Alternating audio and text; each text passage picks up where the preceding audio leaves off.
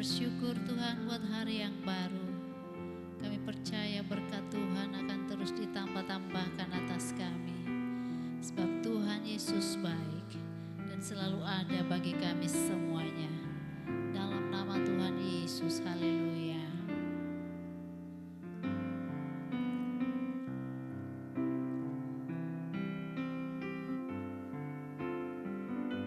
Seperti rusa yang haus, rindu aliran sungaimu.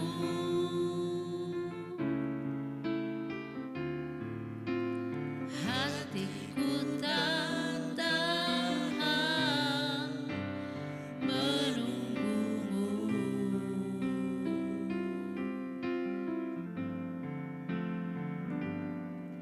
Bagai tanah gersang menanti datangnya hujan,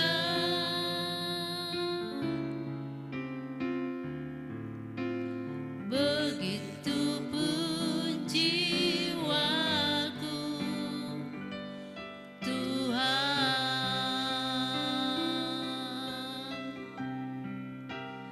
hanya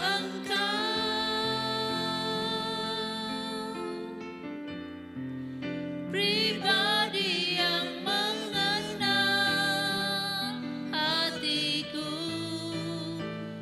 tiada yang tersembunyi bagimu. Seluruh isi hatiku kau tahu dan bawaku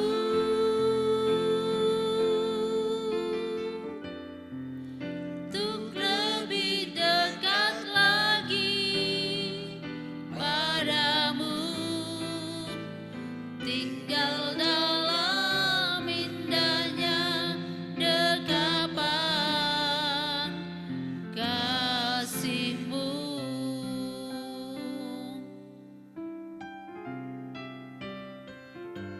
Seperti rusa yang haus, rindu aliran sungaimu.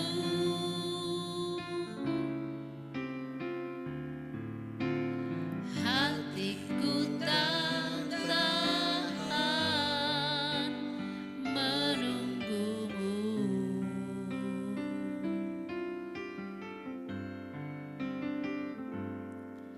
Bagai tanah gersang menanti datangnya hujan,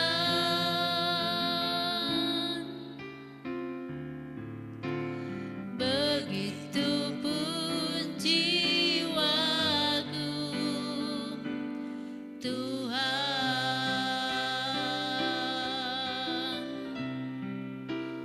hanya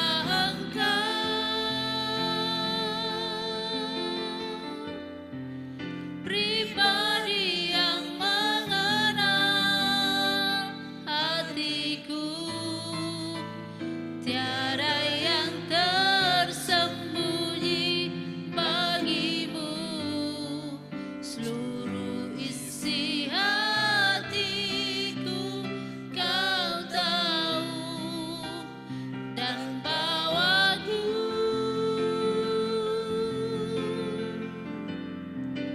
untuk lebih dekat lagi padamu, tinggal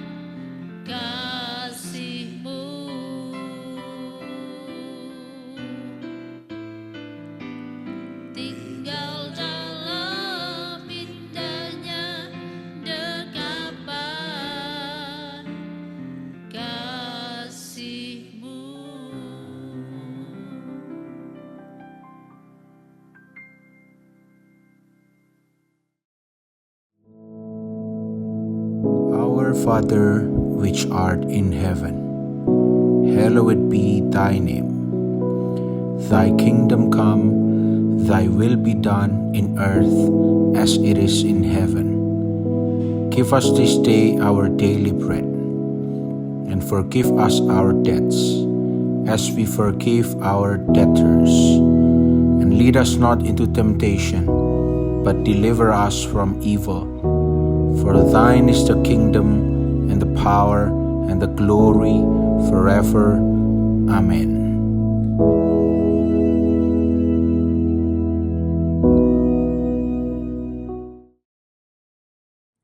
Selamat pagi, Shalom. Pagi hari ini kita akan merenungkan firman Tuhan yang saya beri tema gratitude. Kita baca dari Lukas 17 dengan perikop ke-10 orang kusta. Dalam perjalanannya ke Yerusalem, Yesus menyusur perbatasan Samaria dan Galilea. Ketika ia memasuki suatu desa, datanglah 10 orang kusta menemui dia. Mereka tinggal berdiri agak jauh dan berteriak, "Yesus Guru, kasihanilah kami." Lalu ia memandang mereka dan berkata, "Pergilah, perlihatkanlah dirimu kepada imam-imam." Dan sementara mereka di tengah jalan, mereka menjadi tahir. Seorang dari mereka ketika melihat bahwa ia telah sembuh, kembali sambil memuliakan Allah dengan suara nyaring. Lalu tersungkur di depan kaki Yesus dan mengucap syukur kepadanya. Orang itu adalah seorang Samaria. Lalu Yesus berkata, "Bukankah ke-10 orang tadi semuanya telah menjadi tahir? Di manakah yang 9 orang itu? Tidak adakah di antara mereka yang kembali untuk memuliakan Allah selain daripada orang asing ini?" Lalu ia berkata kepada orang itu, "Berdirilah dan pergilah, imanmu telah menyelamatkan engkau." Saudara, gratitude adalah suatu ucapan terima kasih, ucapan syukur yang tidak hanya dengan kata-kata tapi lebih kepada perbuatan.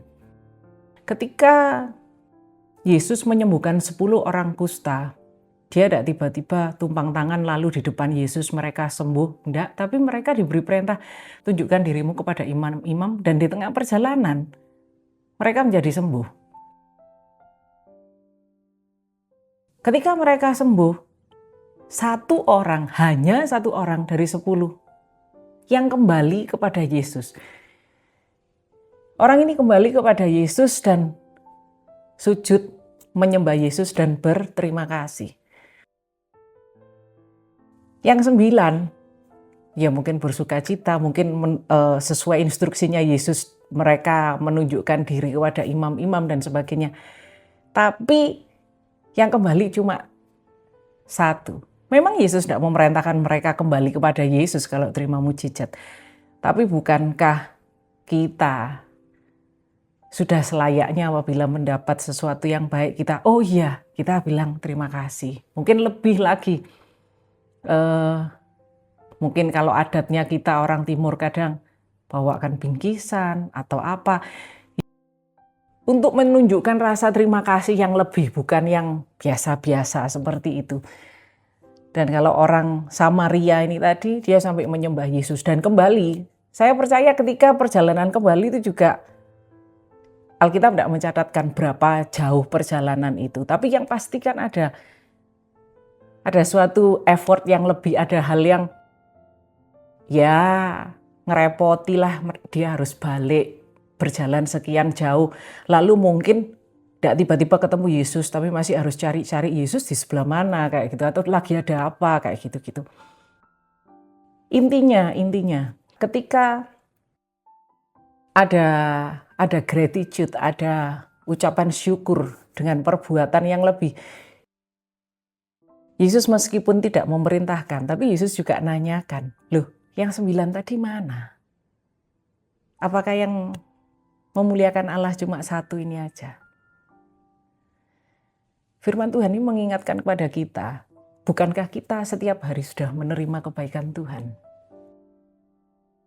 Dari hal yang sederhana ketika kita bangun tidur pagi, saya seringkali ketika bangun tidur saya buka mata, saya langsung ngomong, Terima kasih Tuhan, pagi hari ini aku bangun, tubuhku sehat. Gak peduli pagi itu, misalnya saya merasakan punggung saya sakit atau leher saya kaku, gak peduli. Tapi setiap saya bangun pagi, saya ngomong, Tuhan terima kasih buat hari ini. Terima kasih buat kesehatan yang Tuhan beri. Terima kasih buat hari yang Tuhan beri. Saya membiasakan diri seperti itu. Bukan apa-apa, tapi saya merasa ya itu hal yang paling minim yang saya bisa lakukan gitu. Karena sepanjang hari kita nanti kalau sudah pegang kerjaan, ketemu macam-macam orang, nanti pasti lupa. Jadi pagi saya dahulukan terima kasih dulu sebelum saya bangun dan beraktivitas yang lain-lain. Satu waktu ketika saya lagi scrolling Instagram gitu, tiba-tiba saya lihat satu video dan saya merasa terberkati. Saya mau membagikan buat saudara. Video yang saya lihat waktu itu mengisahkan seorang wanita yang sedang hamil sekitar 7 bulan bersama teman-temannya. Mereka snorkeling di tengah laut. Jadi mereka naik kapal, orang banyak sih, cuman memang di video tidak jelas berapa orang, tapi lebih dari 3 orang. Mereka naik kapal dan mereka snorkeling di tengah laut. Lalu ketika mereka sedang berada di sana, tiba-tiba ada seekor ikan lumba-lumba yang mendekati kapal mereka. Dan wanita ini bilang, lumba-lumba ini mengeluarkan suara yang aneh, yang tidak biasanya, tidak sewajarnya. Meskipun memang iya, lumba-lumba sering mengeluarkan suara-suara, tapi kali ini nih dia bilang suaranya aneh seperti minta tolong. Karena menarik perhatiannya, maka wanita ini memperhatikan, lumba-lumba ini kenapa? Lumba-lumba ini berenangnya juga aneh. Di video itu ada agak miring kanan, miring kiri. Pokoknya berenangnya aneh di sekeliling kapal kecil itu tadi. Akhirnya wanita ini melihat di siripnya lumba-lumba di kanan kiri, di bagian belakang sirip itu. Ini ada seekor ikan yang menempel, satu di sisi kiri dan satu di sisi kanan. Wanita ini mengatakan ada ikan remora yang nempel di kanan kirinya lumba-lumba. Ikan remora ini memang hidupnya menempel di ikan yang lebih besar. Jadi mungkin biasanya nempel di kayak ikan hiu, ikan paus, seperti itu. Ikan lumba-lumba juga, tapi saya tidak ngerti bagaimana. Yang jelas yang dikisahkan di sini nih, lumba-lumba ini kesakitan gara-gara ditempel ikan remora ini. Ikan remora ini makan dari organisme yang nempel di kulit ikan. Kalau ikan paus kan kadang di kulitnya yang tebal ada organisme-organisme yang nempel, itu dimakan sama remora. Tapi kalau lumba-lumba kan kulitnya cenderung mulus, bersih. Sehingga ikan remora ini bukan makan organismenya yang ada di situ karena tidak ada di situ. Ikan remora ini makan badannya ikan lumba-lumba ini tadi. Akhirnya wanita ini memberanikan diri karena dia sedang hamil, jadi dia agak khawatir juga jangan sampai dia yang ditempeli ikan remora ini. Dia turun, dia berusaha melepaskan ikan remora ini dari ikan lumba-lumba. Ternyata mulut dari ikan remora ini di bagian bawah badannya itu seperti ada suctionnya, jadi nyedot. Kalau ini badannya lumba-lumba, kalau ditempeli ikan remora begini, ini bukan cuma nempel gini, tapi ini disedot gini. Jadi ini lepasnya susah gitu. Akhirnya setelah sekian lama, tidak tahu bagaimana ditarik atau bagaimana, lepas satu sama dia ikan remora ini sudah dilempar, dimasukkan di kapal karena katanya dia kalau itu tetap ditaruh di laut dia nanti kena air nempel lagi dan dia sendiri juga takut dia yang ditempeli gitu. Satu sudah lepas, tidak lama lagi yang satunya lepas, akhirnya lepas semua. Selagi wanita ini berusaha melepaskan ikan remora dari badannya lumba-lumba ini, ternyata aktivitas yang dilakukan ini menarik perhatian ikan lumba-lumba yang lain. Kita tahu bahwa ikan lumba-lumba ini kan suka berenang berkelompok ya. Jadi bukan solo gitu, bukan sendirian, tapi mesti ada komunitasnya gitu. Ternyata agak jauh, tidak terlalu dekat karena mungkin takut mendekat. Ini ada banyak lumba-lumba yang melihat dari jauh. Dan setelah temannya ini berhasil ditolong oleh wanita ini sama teman-temannya rupanya sudah selesai snorkeling dan mau pulang. Saudara tahu apa yang dilakukan oleh kawanan lumba-lumba ini yang mungkin di video itu terlihat mungkin ada puluhan, bukan cuman 2-3 ekor, tapi ada puluhan ekor. Mereka naik kapal boat itu menuju pantai, menuju pinggir. Di samping kanan, kiri, di depan, bahkan di belakangnya. Diikuti lumba-lumba banyak sekali dan melompat-lompat seperti yang kayak biasanya kita lihat di YouTube itu. Lompat-lompat. Mengucapkan terima kasih karena kawannya sudah ditolong. Saudara, ini mungkin cuman kisah sederhana yang mungkin dari contoh ikan lumba-lumba. Kita tahu bahwa Tuhan menciptakan kita lebih dari segala ciptaan yang lain. Kalau lumba-lumba ini tahu bagaimana dia berterima kasih kepada manusia yang sudah menolong, bukankah kita, anak-anak Tuhan ini seharusnya juga lebih sadar akan pertolongan Tuhan. Meskipun mungkin kita belum menerima mujizat, meskipun mungkin lutut kita sakit, dan Tuhan belum kasih kita lutut baru. Tidak apa-apa. Tapi kalau pagi hari ini Tuhan sudah bangunkan saudara dan saya dan kasih kita umur panjang, bukankah itu sudah suatu berkat? Belum lagi hal-hal yang lain yang banyak sekali. Saya percaya kita masih ingat pandemi kemarin. Bukankah kita ini sudah survivor dari pandemi itu? Kita ini sudah pilihan-pilihan dari banyak sekali orang. Teman-teman kita, saudara kita yang sudah meninggalkan kita. Memang hidup dan mati di tangan Tuhan. Tapi artinya ketika Tuhan masih kasih kita waktu, berarti Tuhan masih kasih kita waktu untuk kita boleh mengenyam kebaikan Tuhan. Kasih kita waktu untuk kita boleh bersaksi buat Tuhan, memuliakan Tuhan lebih lagi. Mari kita belajar untuk kita lebih menunjukkan gratitude kepada Tuhan atas semua yang Tuhan sudah kerjakan, atas segala kebaikan Tuhan, dan atas hal-hal yang besar lagi di depan yang Tuhan masih akan terus kerjakan untuk kita. Saya percaya Tuhan masih belum berhenti untuk saudara dan saya. Masih ada hal-hal baik yang Tuhan sedang kerjakan dalam hidup kita. Mungkin kita kadang berpikir, kita sekarang di umur berapa? Loh, tapi kita masih punya saudara-saudara, atau mungkin kita punya anak, punya cucu. Bukankah masih ada yang harus kita doakan, masih ada yang bisa kita harapkan.